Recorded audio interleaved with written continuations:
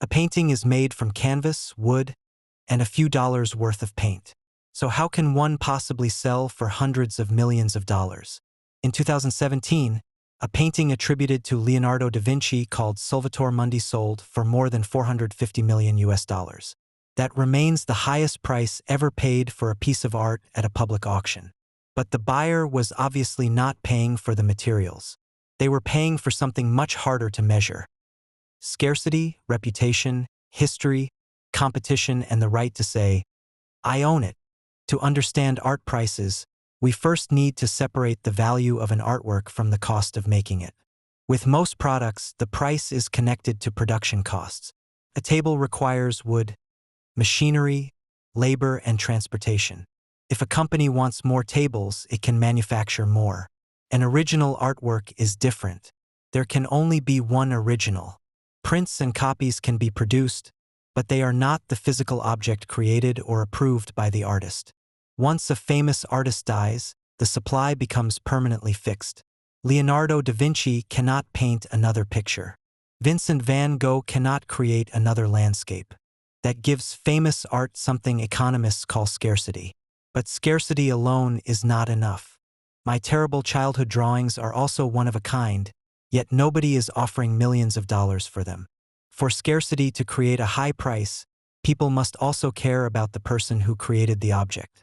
That is why an artist's reputation is so important. Collectors often look at whether the artist has been displayed in respected museums, represented by major galleries, praised by critics, studied by historians, or purchased by important collectors. These signals create confidence. A buyer is not simply asking, "Do I personally like this painting?" They are also asking, "Does the art world agree that this artist matters?"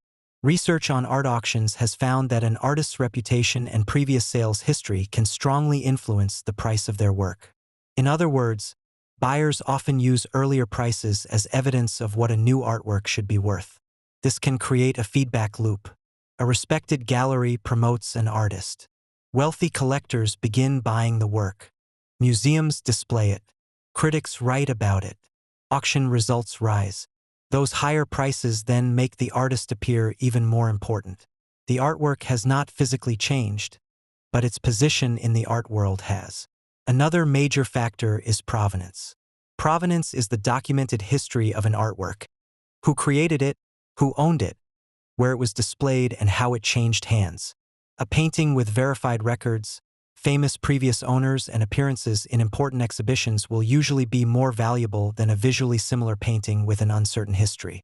Provenance helps prove that the work is authentic. Can also add a story. A painting owned by a famous family, rescued during a war, or displayed in a historic exhibition becomes more than an image. It becomes a physical piece of history.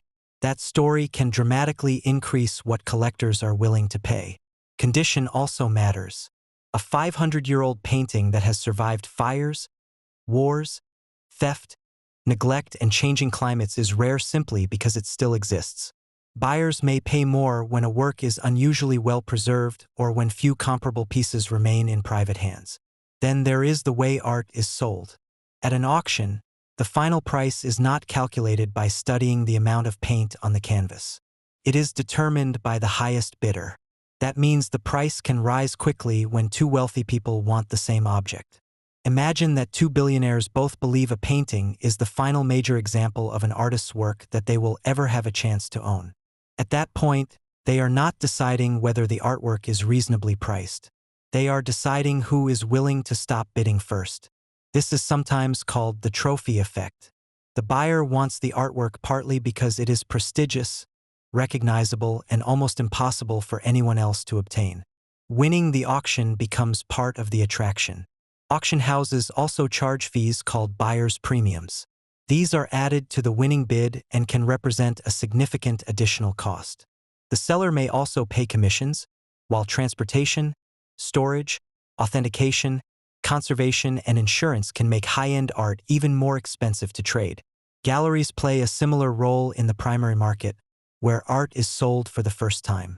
A gallery does more than hang a painting on a wall. It may discover the artist, organize exhibitions, attend international art fairs, build relationships with collectors, produce catalogs, and help place the artist's work in museums or important collections. Those activities cost money, and they also help manufacture something extremely valuable: credibility. This is why two paintings that look equally impressive can have completely different prices. One may come from an unknown artist selling directly online. The other may come from an artist represented by a respected gallery, included in museum collections and followed by buyers around the world. The difference in price is not necessarily a difference in technical skill. It is a difference in market confidence. Art also functions as a status symbol. A luxury car tells people that you have money, but another wealthy person can buy the exact same model. An original painting is different. You may own the only one in existence. It can signal wealth, knowledge, taste, and access to an exclusive cultural world. Some collectors also receive invitations to private exhibitions, museum events, and art fairs, making art ownership part of a larger social network. For extremely wealthy buyers, that exclusivity can be worth enormous amounts of money. Art can also be purchased as an investment. A collector may believe that an artist's reputation will grow, and that the artwork can later be sold for a profit. Previous auction results give buyers something to compare, while famous names may appear safer than completely unknown artists. But art is not a guaranteed investment. It can be difficult to sell quickly. Prices are subjective. Transaction costs are high. Trends change, and an artist who is popular today may attract less attention in the future. The overall global art market was estimated at about $59.6 billion in 2025.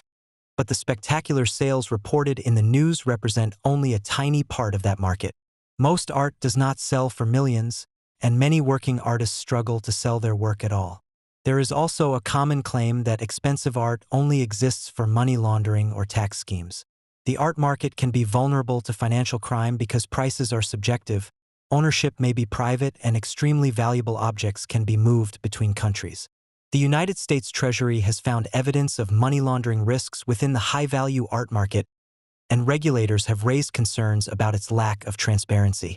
But that does not mean every expensive artwork, or even most expensive artworks, is being used for crime. Money laundering helps explain some suspicious transactions.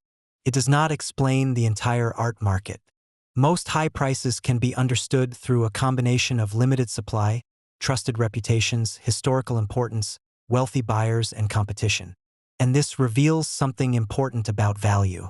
An artwork does not have one objective price hidden inside it. Its value depends on what people believe it represents. To one person, a painting may look like random colors on a canvas. To another, it may represent a revolutionary moment in art history. To a museum, it may complete an important collection. To an investor, it may be a rare asset. And to a billionaire, it may be something that no amount of ordinary luxury spending could replace. So why is art so expensive? Because the buyer is rarely paying only for the image. They are paying for the artist's name, the object's history, its rarity, the approval of the art world, the possibility of future value, and the prestige of owning something nobody else can own. The paint may be cheap, but the story surrounding it can be priceless.